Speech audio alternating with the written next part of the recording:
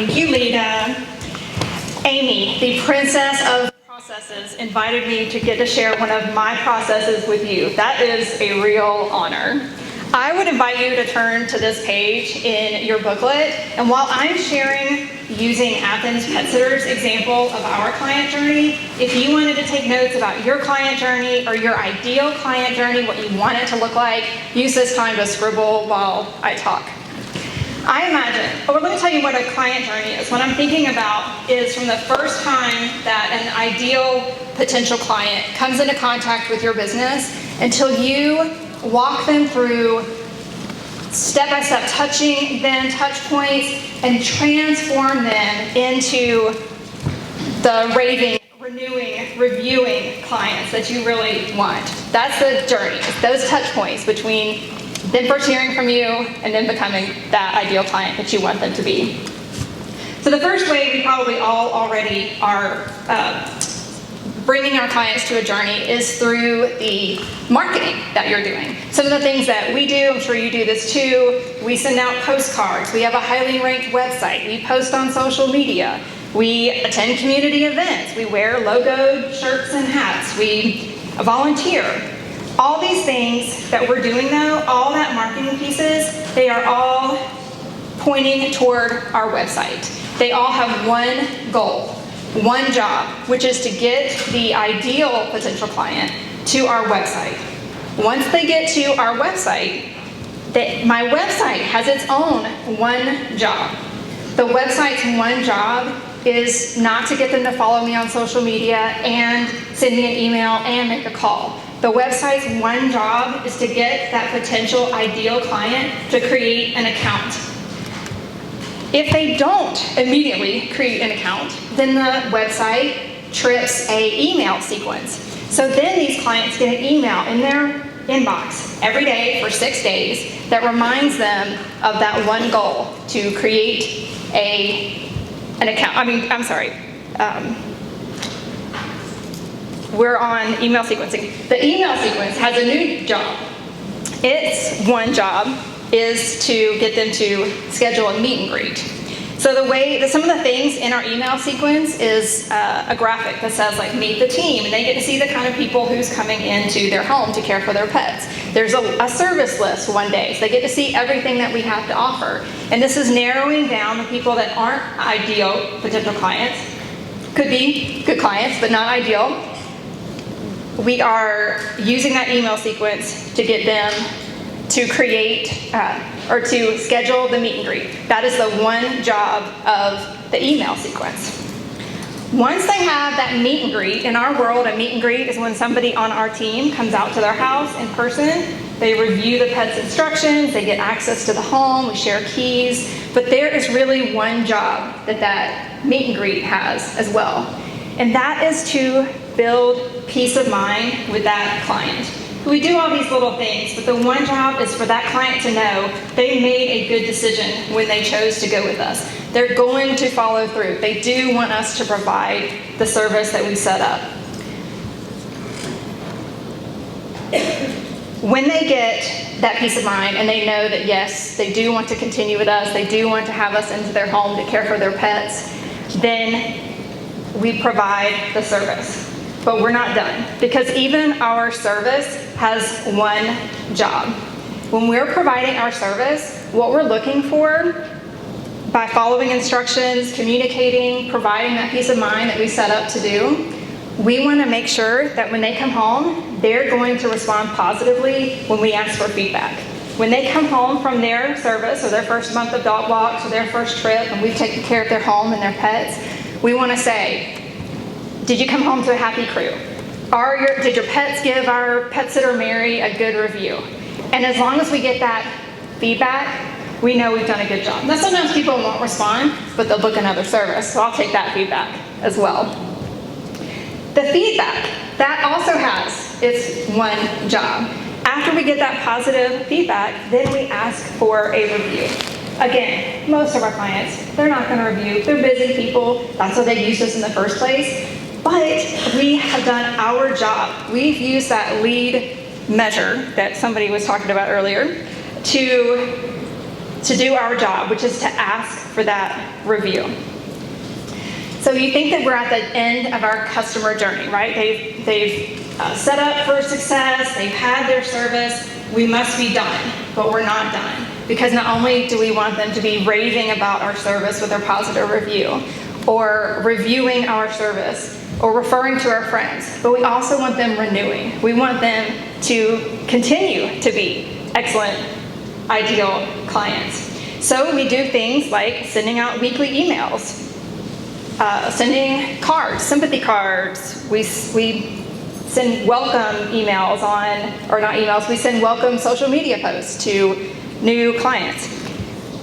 All these things to engage so that we can continue to keep that relationship going. Everything that we do on this customer journey has a job. One of the craziest things that we do to keep people renewed and engaged with us is we respond. I know it sounds crazy, but when people call us, we answer the phone. And when they email us and they want something, we respond to them. And I know that sounds basic, but that's really the key. People, let's answer our phones, let's respond to people that are trying to pay us, and we will highly improve our success.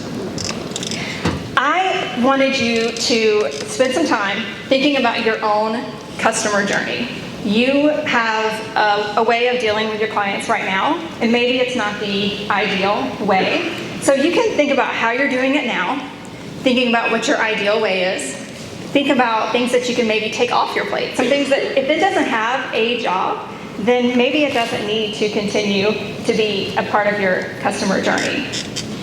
Does anybody have any questions that they want to talk about with their customer journey, or any questions about this topic? I answered everything? I already taught y'all everything? You guys are amazing. How do you segment who's responsible on the team for the customer journey? Sarah, that's such a good question. Okay. Sarah asked, how do you decide who is going to do what on your customer journey? I'm really glad that you brought that up, because in our example, much of this is automated through our system that we use to run our business. But it wasn't always like that. And I want to encourage you that if you are going through trying to create your ideal customer journey, that you do make it so simple that you can very soon delegate these things out. Because I cannot do all these things, provide all the service, follow up with everybody by myself. I have to have a team behind me or with me and doing these things. But in the beginning, of course, it was me and my husband, Daniel, in the back, doing these things ourselves. But as we grew, we had to have a process in place. Like Amy teaches all of us, we have to have these processes in place, and they have to be simple and defined and documented. That way we can help other people on our team to help us. And look for this zone of genius. Like, who said zone of genius? Mary Ashley. Look for those people to perform each of the duties that you need performed in your customer journey. Yes, ma'am? We have 22 sitters right now. Most of them are part-time. Most of them have regular jobs, and then they work with us on the weekends, holidays, nights, mornings. And then we have a few people that, maybe half a dozen people that work kind of full-time. We don't service Monroe, but we are really talking about growing in that area. So yeah, I'll let you know. Right now it's Athens, Oconee, and Statham. Yes? I feel like I've seen a book somewhere. Have you read a book? Oh, stranger that I did not plant in the audience to ask me this question. This whole thing right here? Oh, well, okay. Yes, I do happen to have a book. Last year I published a book. It's called Profitable Pet Sitter. I don't imagine anyone in this room has the desire to start a pet sitting business, but maybe you know somebody or know someone, a recent graduate, and they would like to learn about having their own pet sitting business. So I have a book available. It's on Amazon. I have a couple of copies with me as well. But thank you, stranger. I'll pay you later, Morgan. Does anybody else have any questions? I'm happy to help. If you want to grab me later and you want to talk about any of your processes, this is really my favorite subject. Systematizing your business so that you have the freedom to be with your family and to spend the time doing exactly what you want to do in the zone of genius. That is my favorite topic. So I'm happy to work with you on your customer journey as well. Yes, ma'am? She asked, how do we find other pet sitters?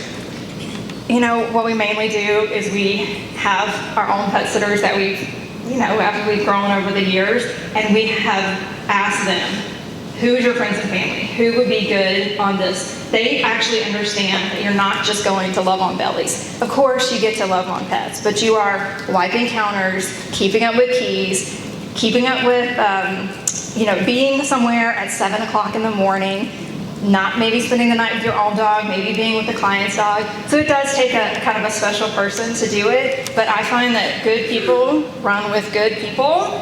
So we pretty much recruit from within. We have run a few Indeed ads and hired experienced pet sitters, people that had pet sitting businesses in other communities and then have moved here. But most of our team is grown from within because we take really good care of our sitters and we make sure that they are valued and they have a lot of autonomy, and so then they want to invite, they know how great it is working with us, and they want to invite their friends and get to share that. Yes, ma'am?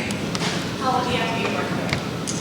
We really have found that once you've graduated from college, you're doing your own, she asked how old you have to be to work there. So you have to be 18 to be insured, but we've found that once you're doing your own laundry and you know how to clean up after yourself, then you make a good pet sitter. If you ever run your own home, it's tough to know how to run your clients' homes really well.